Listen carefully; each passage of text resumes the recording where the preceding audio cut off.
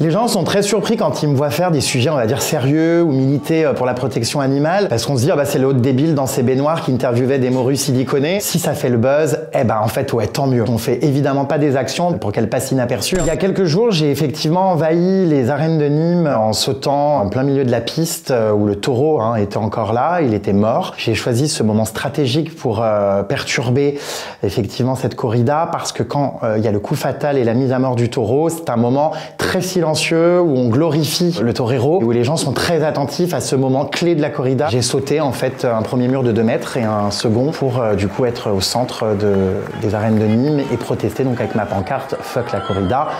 C'est vraiment ce que j'avais envie de dire à ce moment précis, avec toute l'émotion que ça a dégagé en moi, de voir cet animal comme ça tué pour le divertissement de gens dans les tribunes. Quel était le but de cette action? Faire prendre conscience à tout le monde que des animaux souffrent non pas pour un besoin alimentaire, là en l'occurrence, pour du divertissement. C'est la première fois de ma vie que j'assistais à une corrida. Je me doutais évidemment, mais je ne savais pas finalement la réalité du terrain. Et c'est pour ça que j'ai voulu expérimenter d'assister à une corrida pour me rendre compte sur place de ce que c'était réellement.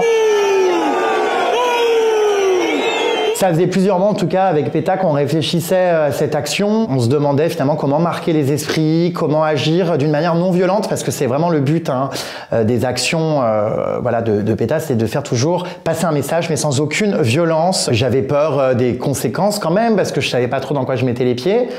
En l'occurrence dans une arène, on peut le dire, je me suis jeté dans l'arène, au sens propre comme figuré. J'ai été violemment expulsé des arènes. 48 heures de garde à vue, ça a été renouvelé au bout de 24 heures en 24 heures supplémentaires. Je viens de recevoir l'info que je suis poursuivi en justice pour avoir pénétré dans l'enceinte, je sais plus les termes exacts, mais d'une compétition sportive et troublé le déroulement. Est-ce que ça fait longtemps que vous défendez la cause animale et depuis quand vous avez décidé aussi de politiser votre personnalité? Les gens sont très surpris quand ils me voient faire des sujets, on va dire, sérieux ou militer pour la protection animale, parce qu'on se dit, ah bah c'est l'autre débile dans ses baignoires qui interviewait des morues siliconées. J'ai un cerveau, j'ai aussi des sensibilités personnelles et des combats qui me touchent. Et en plus, ça date pas d'aujourd'hui.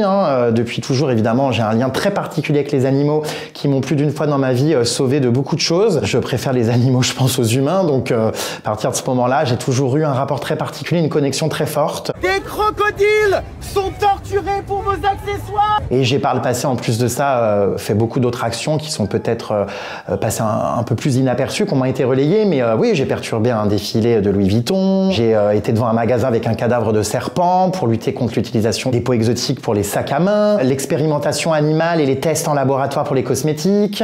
J'avais pris un bain de sang en plein milieu de Paris. On passe notre vie à taper sur les influenceurs, comme quoi c'est des arnaqueurs, des teubés, voilà. Et ben écoutez, je vous prouve que peut-être que vous me prenez pour un teubé, mais en tout cas, je fais des choses utiles et je pense que c'est important d'utiliser franchement sa notoriété pour véhiculer des messages. Donc, je suis hyper content de le faire.